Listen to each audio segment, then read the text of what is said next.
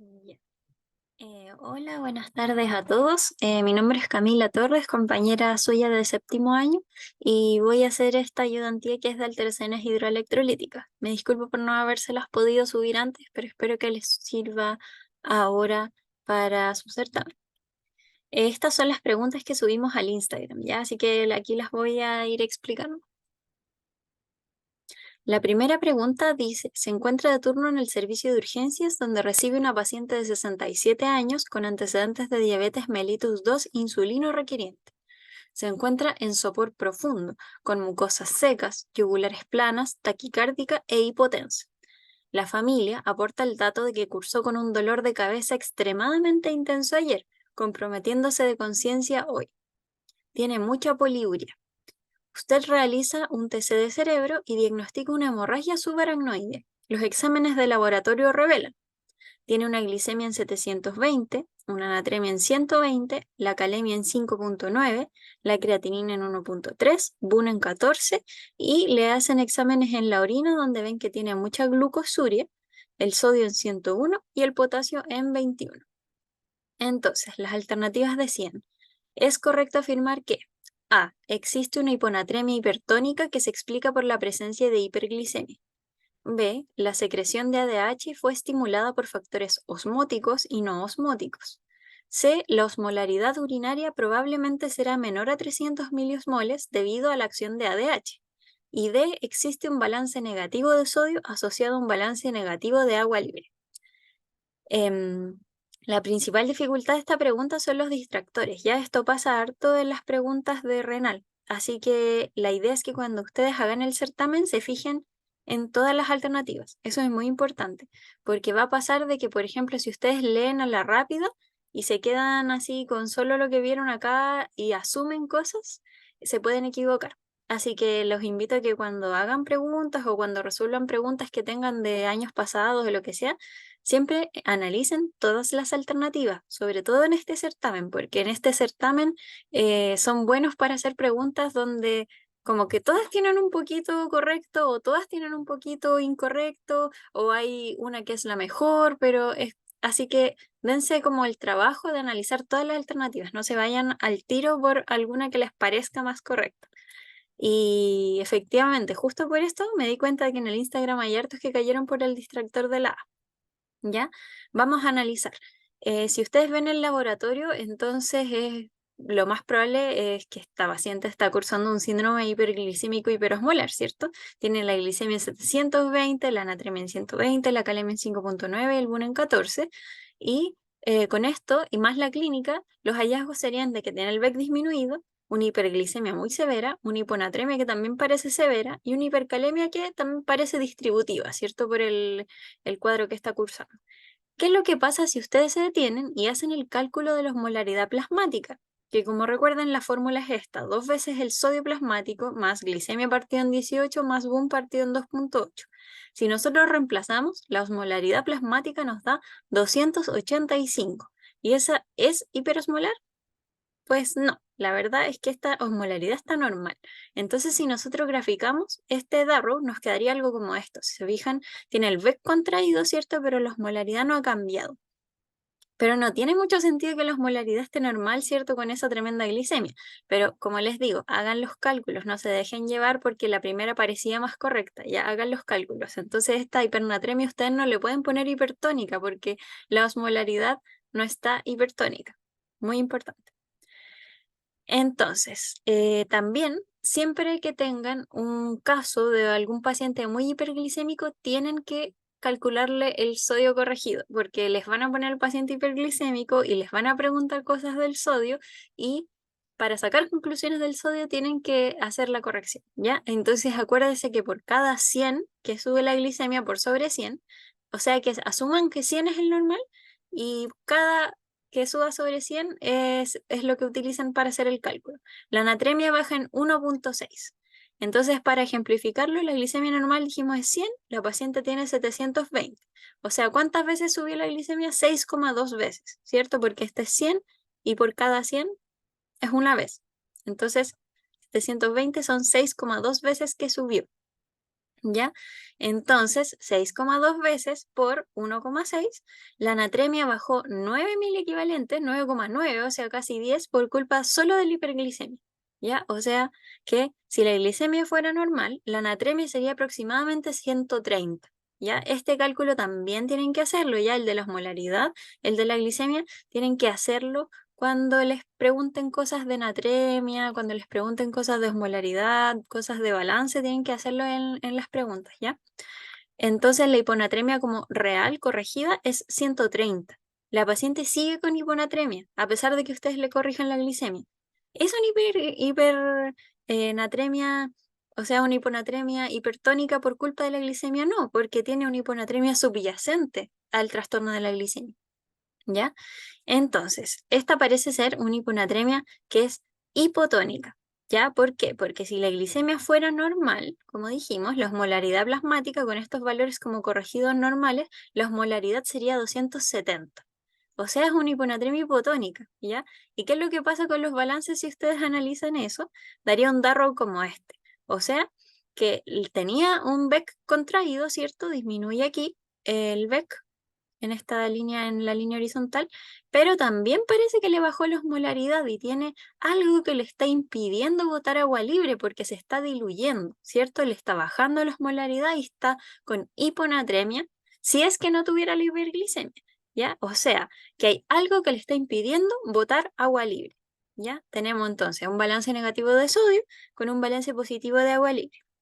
Pero ojo, todo esto, este cuadradito que medio verdecito que les acabo de mostrar, es para tratar de entender por qué esta paciente todavía tiene hiponatremia, a pesar de que le corrijan la glicemia, ¿ya? Pero cuando ustedes en la práctica, cuando vean los pacientes y tengan que calcularles la osmolaridad, es con los valores reales. La osmolaridad real de esta paciente es 285, ya no es esta. Esta es un teórico que nosotros calculamos para analizar la hiponatremia, pero la osmolaridad real es 285, porque como bien, como lo dice el nombre, la osmolaridad es un parámetro que está ocurriendo, es real, está generando movimientos de agua, está en ese momento. Entonces, ustedes ven una hiperglicemia, una hiponatremia, tienen que usar los valores reales para calcularle la osmolaridad a sus pacientes. Esto aquí, cuando estén en el hospital, en el internado, lo que sea, tienen que usar los valores reales. Uno siempre le queda la duda, oh, pero ¿uso el sodio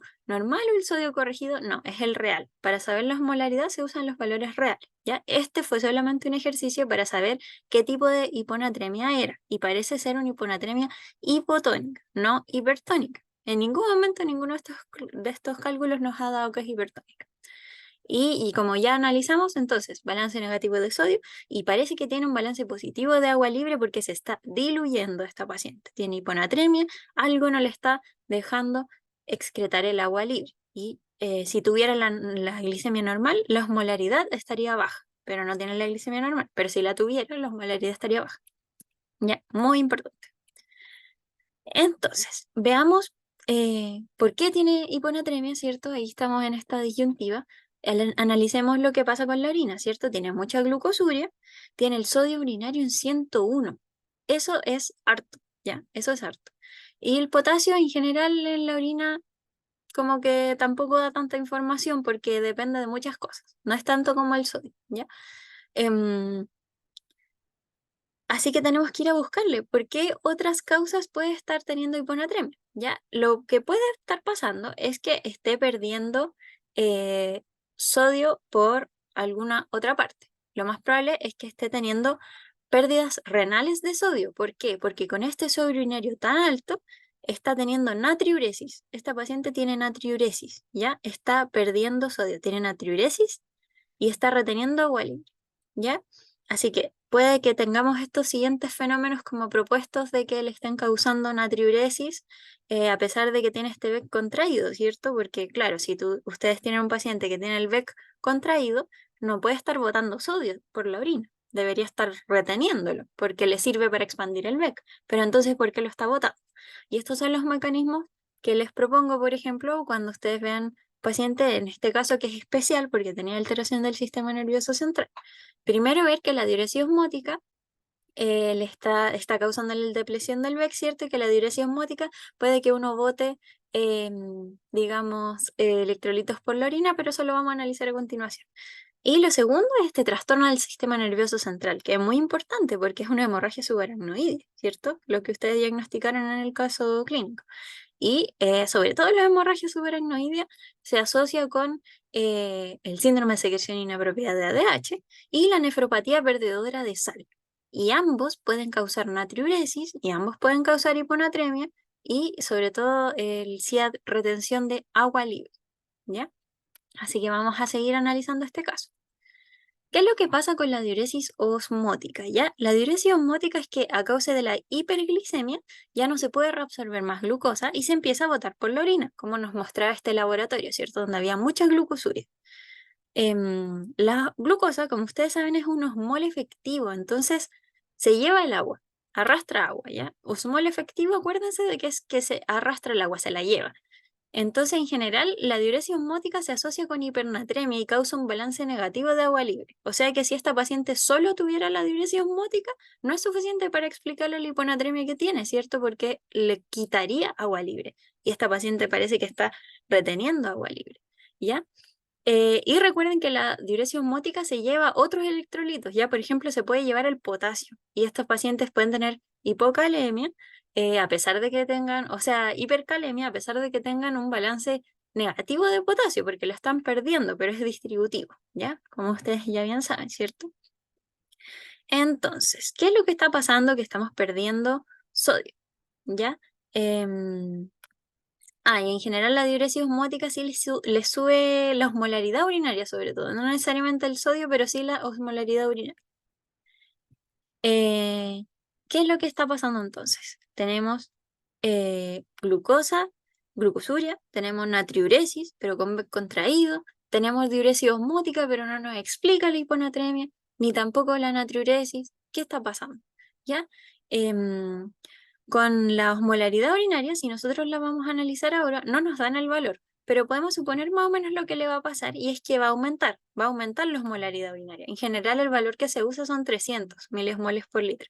Más de 300 se dice que es una diuresis como con osmoles y menos de 300 se dice que es una diuresis acuosa, que está diluido. ¿Ya? Ese es un valor como útil por si acaso les ponen una osmolaridad urinaria y no saben cómo interpretarlo. Una cosa es compararla con la osmolaridad plasmática, que es más o menos lo que hace esto, y la otra es pensar, más de 300 está concentrada y menos de 300 está diluida. Ya en este caso lo más probable es que esté concentrada.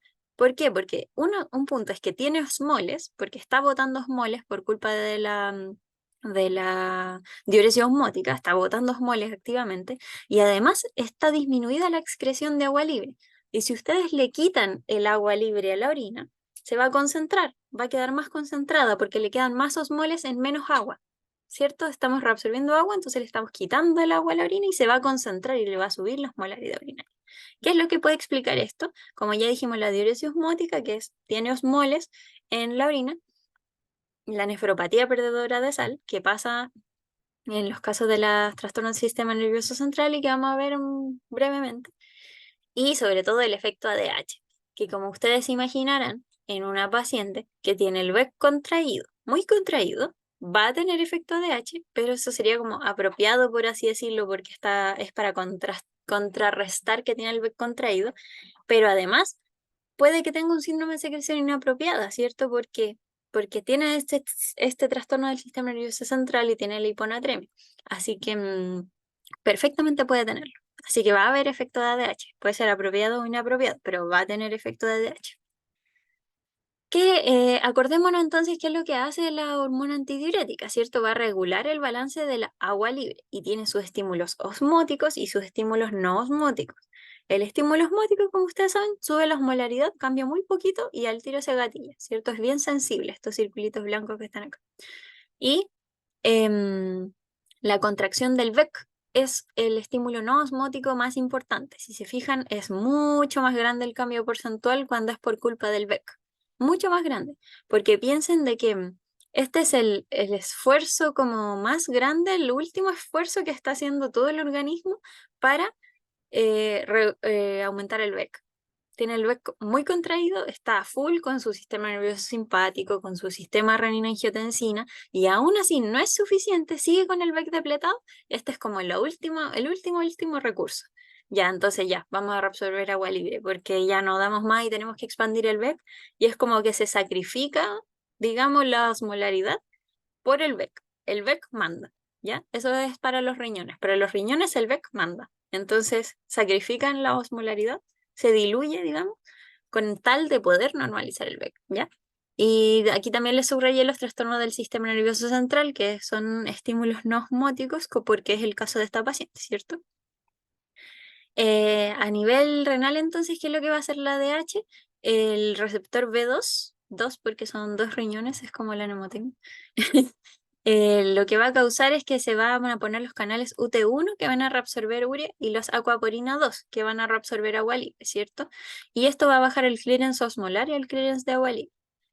Si tienen problemas como con el concepto de los clearance, piensen como que son los componentes de la orina nomás. ¿Por qué? Porque la orina siempre va a tener una parte que tiene osmoles y una parte que es solo agua. Y se van regulando, ¿cierto? Por todas las cosas que hemos aprendido. Entonces, se escribe de esta forma porque uno no puede botar solo osmoles, porque los osmoles son activos y llevan agua. Entonces hay una parte que es agua con osmoles y una que es solo agua. Por eso está escrito así. Pero es como que si ustedes reabsorben más osmoles, les va a bajar el clearance osmolar, porque es menos cantidad de osmoles que están botando. Y si ustedes reabsorben más agua libre, les va a bajar el clearance de agua libre porque están botando menos agua libre. Son como los componentes de la orina, por así decirlo, como para explicarlo de una forma fácil. No es solo eso, pero como para entender. Em, Recordar sí que la ADH no afecta a la natriuresis directamente, sino que es un mecanismo más indirecto, ¿ya? Porque se va a expandir el BEC inicialmente porque se secreta ADH, se reabsorbe agua libre, se expande el BEC y esa expansión del BEC es lo que va a gatillar una posible natriuresis después, pero no directamente por la ADH. Lo que sí es que va a aumentar la osmolaridad urinaria. Si ustedes tienen ADH actuando, la orina se tiene que concentrar porque le están quitando el agua libre. Entonces la osmolaridad urinaria va a ser sobre 300 si ustedes tienen efecto ADH. Entonces, em, lo que va a hacer esto va a reabsorber el agua libre, o sea, va a impedir que lo puedan excretar, que es lo mismo dicho de otra forma, ¿cierto?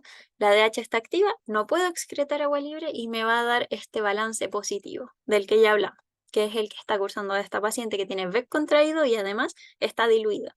Entonces, balance negativo de sodio, balance positivo de agua libre, porque no la puede excretar. No es que tenga mucho aporte, es porque no la puede excretar, ¿cierto? Y aquí, digamos, un poquito de información sobre estas dos cosas, que esto no es necesario, si se dan cuenta, esto no era necesario saberlo para responder la pregunta, pero es para que lo entiendan, para que lo sepan un poquito para la vida y todo. El síndrome de secreción inapropiada de H, esto sí o sí se los preguntan, ya esto es muy preguntable porque es muy frecuente, muy, muy frecuente en la práctica clínica. Así que esto sí sépenselo bien, ¿ya? Va a cursar con hiponatremia, disminuye el ácido úrico y el boom porque como que uno hiperfiltra. A pesar de los UT1, hay hiperfiltración, así que igual bajan el plasma. En general tiene el sodio urinario aumentado.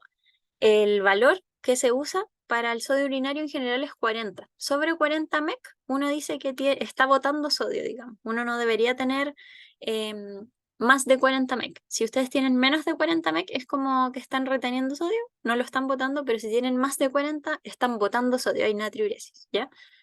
Como les decía, esta natriuresis que ocurre en el síndrome de secreción inapropiada de ADH es como secundaria a que se expandió el BEC inicialmente. Entonces, como se expande el BEC por culpa de esta reabsorción de agua libre, em, después se ponen en marcha todos los mecanismos de compensación y se va a normalizar el BEC porque, como ustedes saben, se activan los péptidos natriuréticos, hay vasodilatación, sobre todo los péptidos natriuréticos que se secretan cuando se dilatan las cámaras cardíacas. Lo que van a causar es natriuresis, péptido natriurético, natriuresis, van a botar sodio y esto para poder normalizar el BEC que al inicio se había expandido. Va a causar un aumento de la osmolaridad urinaria, como ya vimos, ¿cierto? Y empeora con el suero fisiológico.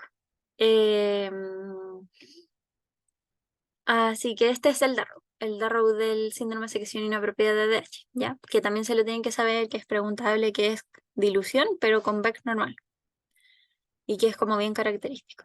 Y por otro lado tenemos la nefropatía perdedora de sal o síndrome de perdedor de sal cerebral, que es muy parecido si se fijan, pero lo que pasa es como que hay un mecanismo primario de que el riñón bota sodio sin poder controlarlo, sin poder regularlo. Hay mucha natriuresis y se termina por depletar el BEC. Queda mucha poliuria, muchos litros al día, y esta depresión del BEC hace que se acompañe de efecto de ADH también por estímulo no osmótico, ¿ya? Así que están como medio mezclados y de hecho es súper difícil diferenciar.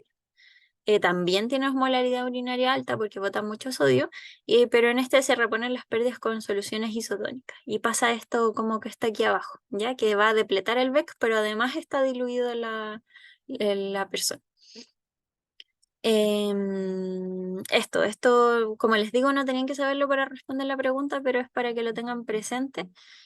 Y en general el diagnóstico es mucho más frecuente el síndrome de secreción inapropiada de ADH y en general la nefropatía perdedora de sal se ve como después, a medida que pasan los días del paciente, uno se da cuenta de que es esto, porque es persistente. Esta poliuria, poliuria, poliuria, poliuria y con sodio alto en la poliuria y persistente y uno no sabe por qué. Ahí uno sospecha ya más este cuadro, digamos, con el pasar de los días. Así que, ¿cuáles eran los diagnósticos que tenía esta paciente? La hemorragia subaracnoidea, ¿cierto? Y tenemos esta duda entre estas dos entidades que les mostré, pero había algo que le estaba causando hiponatremia y que le estaba diluyendo con un balance positivo de Wallich.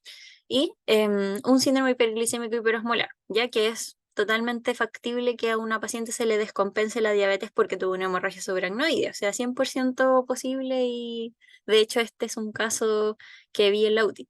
Así que sí, esto pasa. Y de hecho sí, esta paciente tenía nefropatía perdedora de sal, pero nos dimos cuenta después de que pasaban los días porque seguía con esta poliuria, seguía con poliuria y tenía el sodio urinario muy alto, sin una causa clara. Y sí, tenía estas dos cosas. Entonces, analizando las alternativas, ya dijimos, muchos cayeron por este distractor. ¿Por qué? Por no hacer los cálculos. Ya tienen que hacer los cálculos. Em, si ustedes sacaban la osmolaridad, se daban cuenta de que esta no podía ser porque no es una hiponatremia hipertónica. Y si ustedes hacían los cálculos de la corrección de la anatremia por la glicemia, se daban cuenta de que no era suficiente para explicarla, porque no se corregía totalmente el sodio cuando ustedes hacían la corrección de la glicemia, ¿ya? Así que eso, no caigan, hagan los cálculos. La correcta era la B, que era que la secreción de ADH fue estimulada por factores osmóticos y no osmóticos porque, claro, teníamos primero un síndrome hiperosmolar que estimuló la ADH, pero también la depresión del BEC. Bastaba con esas dos para que vieran que esta era la correcta. Si la paciente que tuvo la hiperosmolaridad al inicio por esta hiperglicemia tan grande, se depletó de BEC y se estimuló mucho la ADH y esto bajó tanto la anatremia que la osmolaridad se normalizó. Pero si se fijan, esto es evolutivo, o sea, no es solamente un momento, sino que ustedes con esos valores pueden ver que ya habían pasado muchas cosas.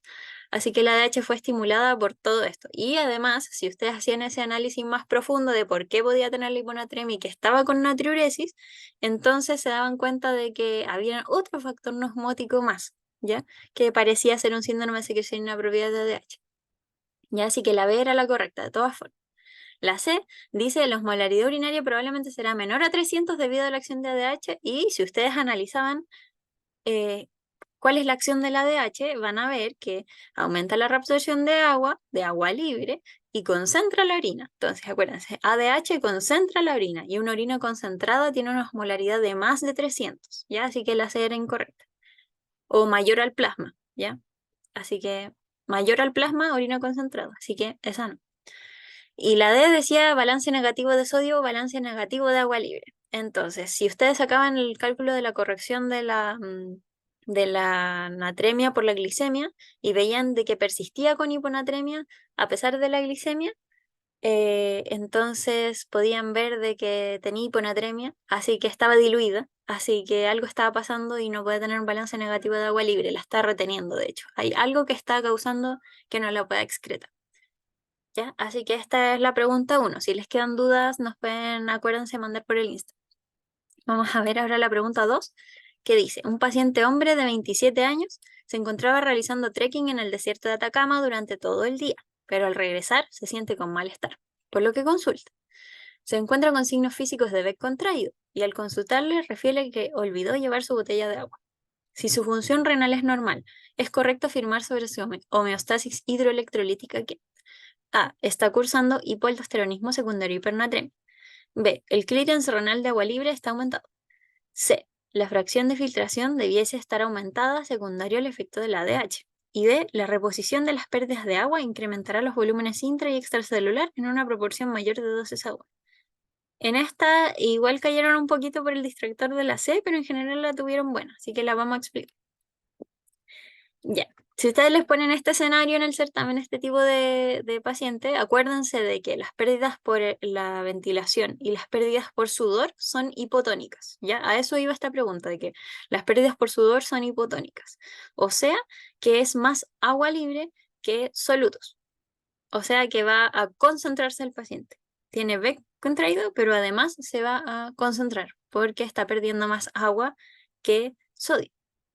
¿Ya? Porque el sudor se excreta más agua, ¿ya? Así que el Darrow de este paciente va a ser este que está aquí abajo, que tiene Beck contraído y que está con osmolaridad aumentada, ¿cierto?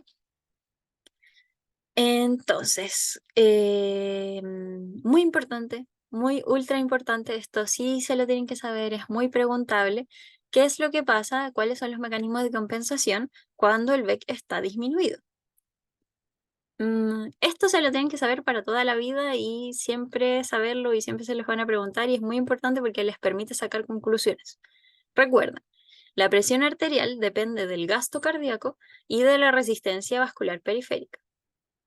El gasto cardíaco, a su vez, depende del volumen expulsivo y de la frecuencia cardíaca. Y el volumen expulsivo, a su vez, depende de la precarga, que podemos hacer un símil con el retorno venoso, de la contractilidad y de la poscarga. ¿Ya? Este cuadradito dorado que es de fisio para siempre en sus corazones. ¿Ya? ¿Por qué? Porque estos son los parámetros que se van a modificar cuando ustedes tengan Beck contraído. Todos los mecanismos de compensación apuntan a esto. Entonces, si se les olvida algo, lo pueden sacar por conclusión. Sistema nervioso simpático. Este es como la compensación más aguda. Va a aumentar el cronotropismo y el inotropismo y ambos van a aumentar el gasto cardíaco. ¿Por qué? Por frecuencia cardíaca y por contractilidad, ¿cierto? Entonces va a aumentar el gasto cardíaco. Y el sistema nervioso simpático también va a aumentar la resistencia vascular periférica por vasoconstricción. ¿Ya? Esto tanto del territorio arteriolar como venoso. Por otro lado, tenemos los mecanismos de compensación más crónicos, que es el sistema renina-angiotensina-aldosterona. El efector principal es la angiotensina 2. La angiotensina 2 es un vasoconstrictor muy potente, ¿ya? Además, va a aumentar la reabsorción de sodio en el túbulo proximal de forma muy importante. Recordemos que este es el principal efecto para la reabsorción de sodio que estimula el sistema renina-angiotensina a nivel del túbulo proximal. A pesar de todos los canales que activa después, este es el más importante. Va a aumentar la fracción de filtración que vamos a explicar después y va a activar el intercambiador sodio-protones. Además, va a estimular la secreción de aldosterona, que va a activar al ENaC, que va a aumentar la reabsorción distal de sodio, intercambiándolo por potasio o por protones. O sea, todo esto, reabsorber sodio, reabsorber sodio. ¿Por qué? Porque eso nos va a expandir el Beck, ¿ya? Énfasis en la fracción de filtración, porque este era el distractor de la pregunta, ¿cierto? De la alternativa C. La fracción de filtración es qué tanto del flujo plasmático que llega va a ser velocidad de filtración glomerular, ¿ya? Entonces, ¿qué tanto de lo que llega yo voy a filtrar? Cuando baja el flujo plasmático renal, también baja la BFG, ¿cierto? Pero la BFG baja mucho menos de lo que debería bajar. O sea, baja, pero como que aumentara o así para compensar, sube. O sea, lo que aumenta es la fracción de filtración, ya que es la relación entre los dos. Llega menos flujo, pero se filtra más, ¿ya? Y esto es gracias a la acción de la angiotensina 2, que como dijimos es vasoconstrictor, Pero en el glomérulo es un vasoconstrictor principalmente eferente. Eso es muy importante porque la vasoconstricción eferente es lo que permite la acción de la angiotensina 2 que va a aumentar la fracción de filtración y que va a reabsorber sodio al nivel del túbulo proximal, ¿cierto? ¿Qué es lo que va a pasar? Si ustedes contraen, apretan la arteriola eferente se aprieta, llega el flujo, pero va a enfrentarse con más presión. Entonces va a aumentar la presión hidrostática dentro del capilar glomerular, o sea que se va a filtrar más. Va a salir, esto imagínenselo tal cual, sale a más presión. Entonces se filtra más y aumenta más la filtración glomerular para un flujo plasmático renal que está un poco disminuido, disminuye un poco, pero sube mucho, mucho la filtración gracias a esta vasoconstricción de la arteriola eferente, ¿ya? Otros vasoconstrictores no logran esto, porque otros vasoconstrictores vasocontraen todo, ¿ya? No solamente la eferente. Esto es propio de la angiotensina 2, ¿ya? Que es más eferente que aferente. Eso, muy importante. Y como ustedes se imaginarán, también en este caso vamos a tener efecto de la hormona antidiurética. ¿Por qué? Porque dijimos que estaba hemoconcentrado, que estaba contraído, va a tener estímulo osmótico y no osmótico, y como ustedes ya saben, se van a traslocar las aquaporina 2, va a aumentar la reabsorción de agua libre y se va a tratar de normalizar la natremia, ¿cierto? Y va a bajar el clearance de agua libre, que como les dije es como la parte de la orina que es agua libre. Va a bajar porque la estoy reabsorbiendo más. Y se va a concentrar la orina sobre 300 miliosmoles, ¿cierto? Esto ustedes ya lo saben. Ahora, ¿qué pasa con las reposiciones? Dijimos que nuestro Darrow inicial de nuestro pacientito. Si nosotros le aportamos solo Beck, pasaría algo como este que está acá, ¿ya? O sea, vamos a reponer esta parte que falta acá de Beck, pero no va a tener como un estímulo suficiente, no hay una alteración osmolar para que se cambie de lado, por así decirlo. Ya recuerden que eso depende de los osmoles. Entonces, probablemente, claro, va a bajar un poco la osmolaridad porque, digamos, estaba concentrado y la anatremia aquí está aumentada y este sobre fisiológico va a tener menos que probablemente la anatremia que tenía el paciente. Entonces sí, va a bajar un poquito, pero no se va a lograr normalizar, solo con Beck, ¿ya? Si le damos solamente agua libre o como un suero glucosado, todos los sueros glucosados a todas las concentraciones siempre son solo agua libre porque la glucosa se metaboliza completa y es solo agua, ¿ya? ¿Qué es lo que va a pasar? Este paciente ya perdió la proporción del 2:1 porque está concentrado, porque ya no tiene lo mismo, ¿ya? Porque está con B contraído, tiene todo el ADH aumentado, ya no tiene la misma proporción, ya se perdió. Entonces, si ustedes le dan solamente agua libre, se va a ir más al intracelular que al extracelular. Ya eso es muy importante. ¿Por qué? Porque si ustedes tienen este tipo de paciente y le tratan de reponer las pérdidas solamente con agua, va a pasar esto, porque tienen el VEC disminuido también. Y no se va a quedar esta agua en el VEC, se va a ir en la proporción en la que están los osmoles. Y este paciente está concentrado, entonces probablemente hay más osmoles todavía que antes, hay aún más osmoles que antes en el intracelular que en el extracelular. Así que se va a ir aún más agua libre al intracelular y no va a quedar tanta en el extracelular, se va a diluir el paciente y no se va a mejorar. Y lo que sí es que tenemos estas alternativas que es el glucosalino o el cloruro al 0,45, que es la mitad de Beck y la mitad de agua libre. Y esto lo podrían restaurar porque le están, digamos, corrigiendo las dos cosas que le faltan, la falta de agua libre y la falta de Beck. En un paciente como este que probablemente esté bien, se puede, no sé, le pueden pasar un suerito y que tome agua por vía oral. Y ahí le aportan ambas cosas, ¿ya? Eso. Así que, ¿cuáles eran las alternativas? La correcta era la D, que la reposición de las pérdidas de agua va a cambiar los volúmenes en una proporción mayor de 2:1, porque ya se perdió, como les dije, la proporción anterior. Em, la A decía está cursando hipoaldosteronismo secundario hipernatremia. No, porque tiene BEC contraído, entonces está con el sistema renina-angiotensina activado, así que no puede tener hipoaldosteronismo. En la B, ahí dice aquí función renal normal, ojo. En la B dice clearance renal de agua libre está aumentado y como dijimos probablemente también tenga efecto ADH, ¿ya? Así que lo más probable es que el clearance renal de agua libre esté disminuido y que la orina salga más concentrada, no que esté perdiendo agua libre por la orina, sino que la está reteniendo, así que debería estar disminuido. Y la C dice la fracción de filtración debe estar aumentada secundario al efecto del ADH y no, dijimos que los otros vasoconstrictores no lograban lo mismo que la angiotensina 2 y lo que aumenta la fracción de filtración es la angiotensina 2, ¿ya? Así que eso también era como media distractora. Esas eran estas dos preguntitas y ya nos vemos después en la parte 2.